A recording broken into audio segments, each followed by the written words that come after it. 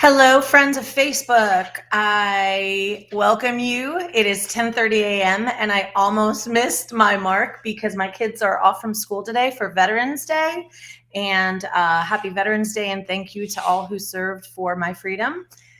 But I looked up at the clock and went, "Oh my gosh, it's 10:28." So here I am, and I'm present and accounted for. So I'm so excited.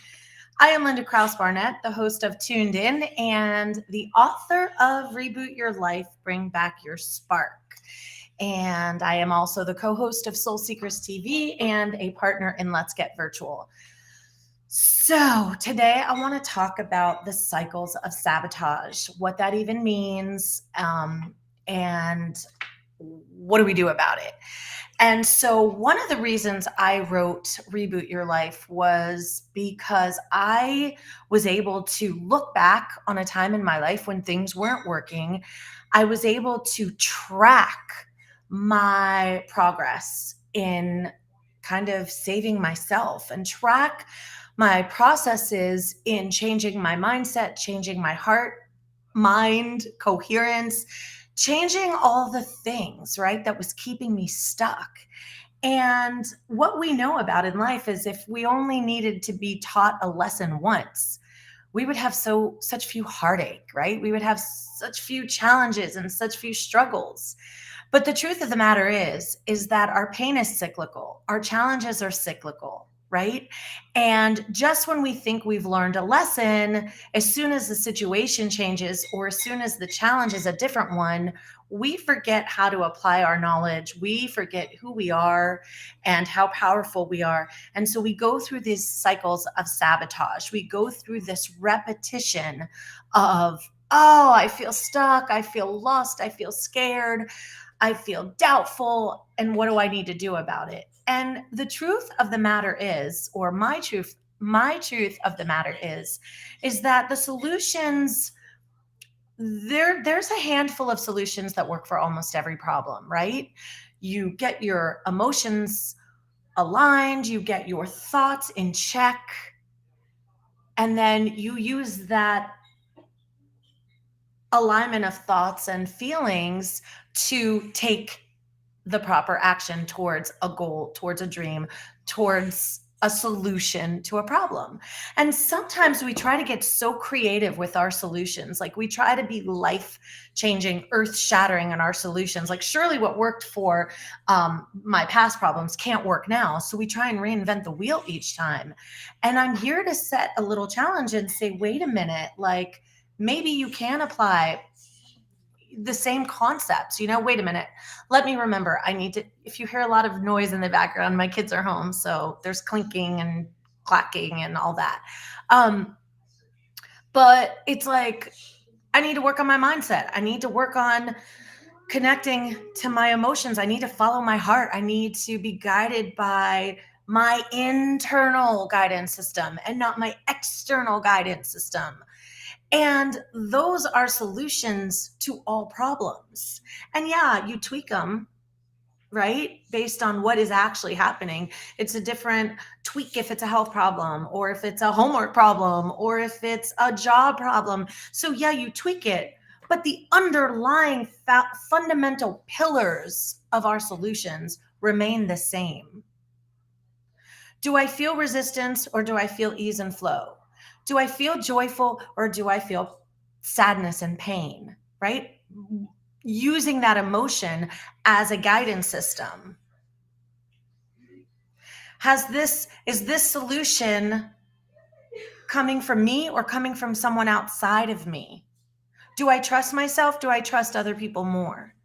Those are fundamentals. And in each problem, you go back to them and you ask those same underlying questions, and then you tweak per whatever problem you're trying to solve.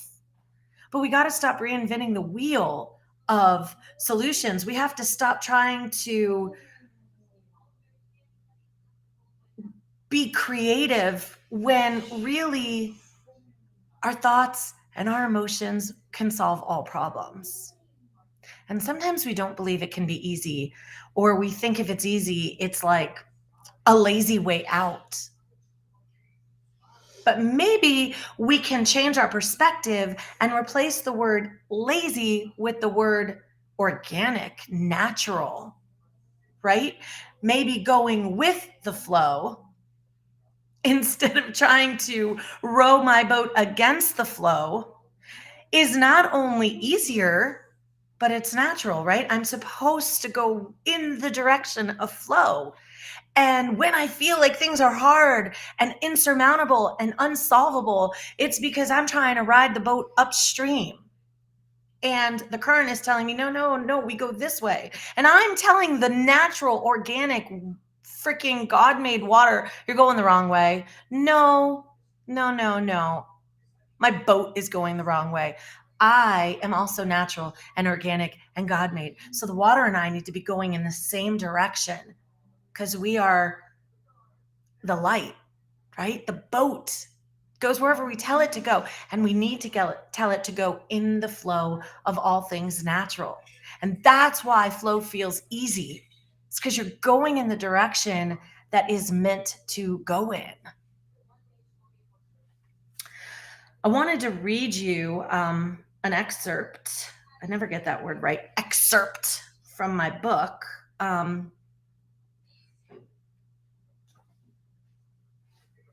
If I can find it, I had it prepared, and then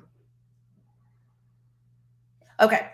So it's from a chapter called "It's Okay Not to Be Okay. Just Don't Stay There Forever." Right.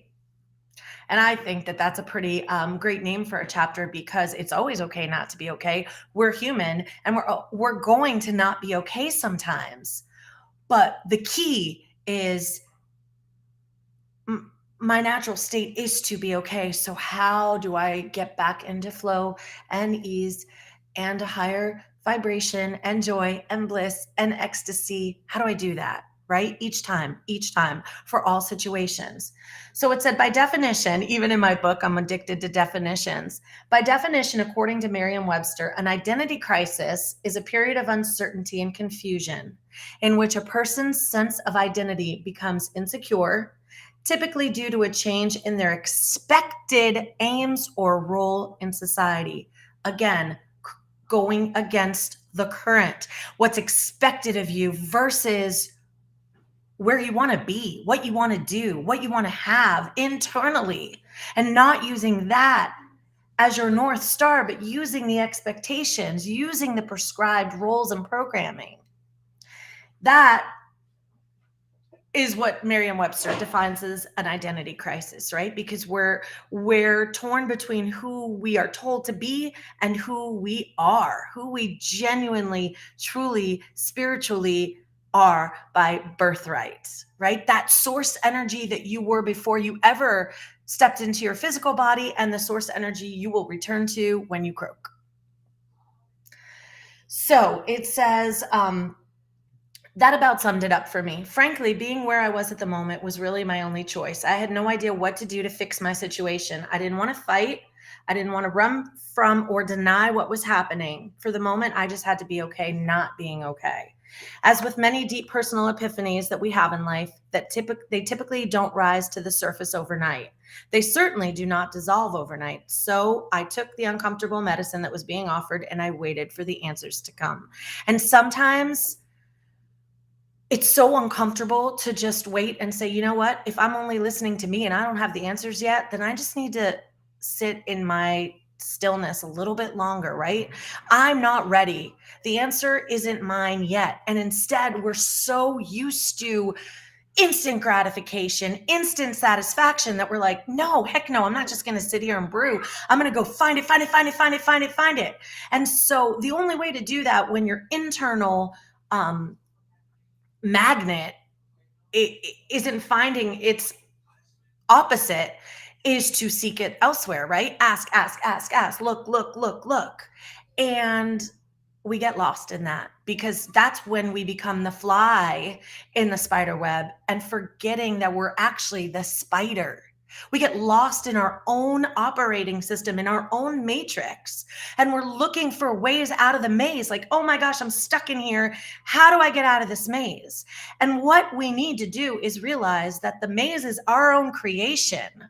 We built the maze. There's no out to go to. You don't have to get out of the maze. You built the maze. You just have to return to you, the creator of it all, and connect to your creator of it all. And know that just as I built this maze and I put myself in a certain spot on it, I can go anywhere I want. I could build a new maze. I could change directions in this maze, right? Just free yourself from your own self-made prison. So now you've got the kids and the dog that are home. So there's lots of background noise. There's one, there's two. It's okay. Okay. My usual practice when I wait for clarity and discernment is to journal it out. I have a way I do that each time. At the top of the page, I write my question, and then I would free write about the question. So AKA brain dumps. They're the bomb, diggity dog. If you haven't brain dumped, go brain dump, right? It's a way for you to kind of purge all the things that you're feeling resistance on. Here's where I'm confused. Here's where I don't have clarity. Here's where I need more clear, less fog. Here's where it's muddy for me, and I'm not seeing how to clarify that, right? Just purge it out, brain dump it. Give yourself space in order to, you can't put water into an overflowing cup, right? You can't add to something that's already full. And when you're full of resistance, when you're filled with the problem, there's no room for creative solutions. There's no room for anything to penetrate. And so what you do when you purge and release and say, okay, here's what's going on right now. Here's what I'm feeling. You release it. You're not saying you've solved it. What you're saying is, here it is, and I give it to you. I release it to you. It's an offering. And in doing so, I've now created energetic space in my heart, in my soul, in my system, my spiritual system. And in that space is where messages are going to come through. Synchronicity is going to come through. God is going to come through. Friends are going to come through. The divine will then activate itself because it has room. You've given it a portal. And what a better freaking conversation to have right now than on your November 11th, 2021, right? Today is 11/11. And although I'm not an expert on angels and quantum, what I know is that today is a numerological portal. It's an important portal. It's a portal that is supposed to, because 1111 is an angel number, and it's supposed to allow through more light, more abundance, more of whatever it is you want to multiply in this life. And guys, the truth is, you don't have to see it to believe it. And even if you doubt it, what if it's right? What if there's an element of truth to it? How can it hurt you to just say, what if today is a portal? What if today has some magical openings that will allow me to manifest stronger, faster, quicker, better, higher? What if? And so by giving yourself some space today, you are saying, I'm standing at the doorway. I'm standing at this very magnetic, cosmic portal. And I have room. So anything that is for me, that is for my highest and greatest good, come on in. There's room in my sacred home for you to come inside and join me. Right? We don't want to have the opportunity for magnificence and luminosity to come in, but it's saying, I want to come in, but there's no room for me in there. So make room, purge the things that, even if you haven't solved the problems yet that you're feeling tight about, that you're feeling resistant about, even if they're unsolved, acknowledge them and then release them. Say, it's like that, Jesus, take the wheel. I trust that God and the universe has my back. Here is what I can't solve yet, but I also know that by offering it up, I am opening up space to allow all kinds of new, innovative flowing solutions and ideas and people to come into the portal of my soul. What if? So, brain dump, right? Which in my book I call free writing. What I found after writing is that many of these limiting beliefs that I was feeling had an origin. Somewhere along the way, I was taught that there were certain rules that we use to play the game of life. One of the places I was handed down this belief was from my mom. And guys, it's not her fault. Again, the whole point of the book is to take full responsibility for what is and isn't working in your life. But it's also nice to know where your internal beliefs started, where your points of origin were, that this belief was implanted and seeded into your consciousness, not as a way to blame, but as a way to reprogram, rewire, transmute. Okay. This is a passed down belief. This is how it was passed down to me.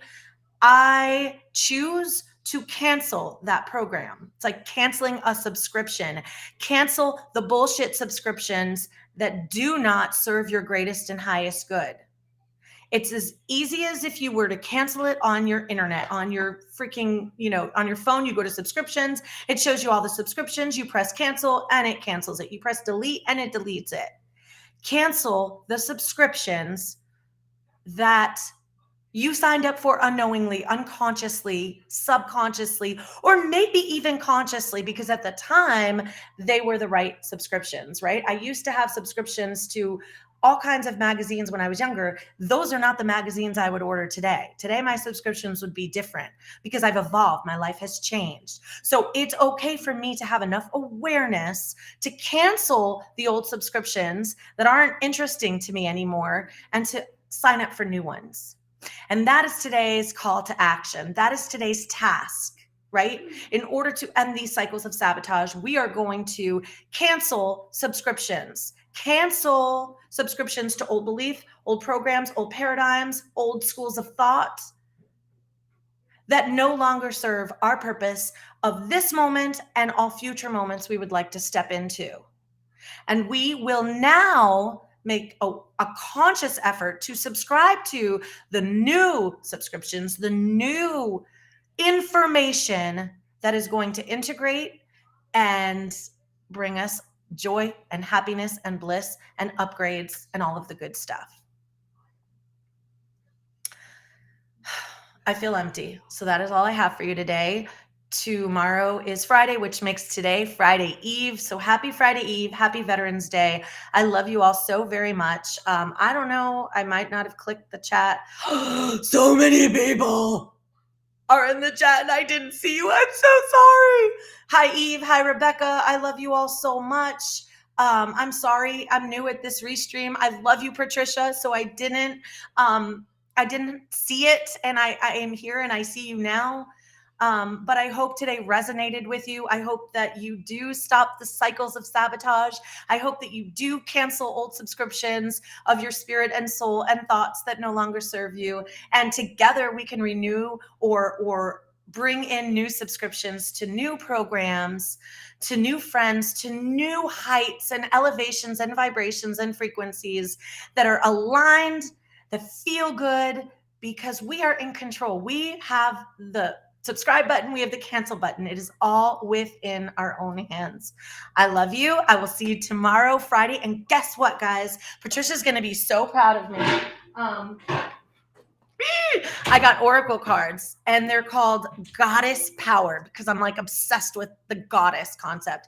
And I have a goddess that lives within me and her name is Zenith, where Zenith Academy came from. And she's a big part of my life now that I've tapped into her. And so I did a meditation yesterday and I brought in my little girl, little Linda, and I brought in Zenith and we had this soul session together. And it was like a CEO, it was like a board meeting with the members of my team, which is the little version of me and the future version of me and the present version of me. And they're all so beautiful and they all contribute and they're all important and they all learn and teach and grow together. And so I have these goddess cards and I'm so excited. And I'm going to pull these cards tomorrow. I know Trish, if you don't follow Trish, you should. She's on her Jumpstart for Change page, and I don't know if tomorrow she is or not, but oftentimes on Fridays she will pull cards, and she's amazing. I have her pull cards for me all the time. But I'm going to pull goddess power cards tomorrow, and we're going to tune in to the goddess that lives within each and every single one of us, men included. And we're going to find out which goddess is going to take us into the weekend, and which goddess we can embody as the weekend progresses, and which warrior, princess, goddess, badass do we want to feel like all weekend to just make you feel so powerful and feminine and masculine and energetic and all the things, right? Because life allows us to play with all of that, and it's a beautiful thing. So I'm getting so excited. I will see you here tomorrow at 10:30, and I don't know. I've never pulled cards before, so we'll see how it goes, but I'm excited to try. So please join me. Share this if you feel like it's important. I love you. I love you. I love you. I love you. And I will see you tomorrow at 10:30. Bye, guys.